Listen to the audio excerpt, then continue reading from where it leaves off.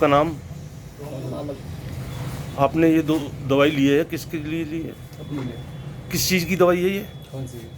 इससे पहले भी लिए? एक बार कुछ फ़ायदा हुआ इससे? आराम हो गया पहले। बिल्कुल। अब ये दोबारा ले रहे हो आप? किसी और के लिए कुछ कहना चाहोगे?